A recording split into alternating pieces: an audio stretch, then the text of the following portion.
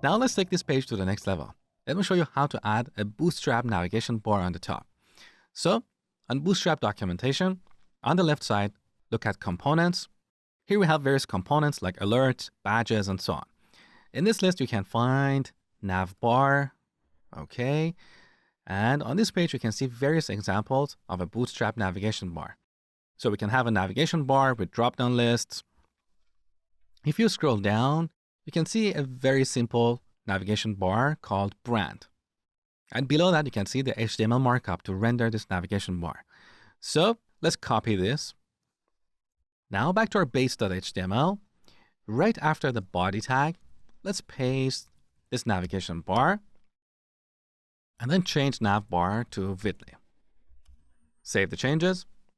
Back here, let's refresh.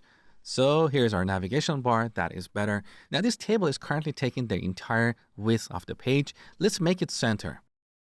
So back to base.html, we should wrap this content block inside of a main element with the container class.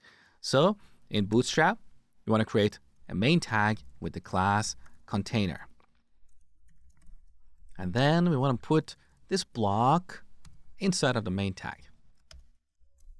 Save the changes, back in the browser, refresh. There you go, that is better. Also, let's add the vertical borders to this table. So back to our template, index.html. Here's our table. Let's add another class, table-bordered. Save, back in the browser, refresh.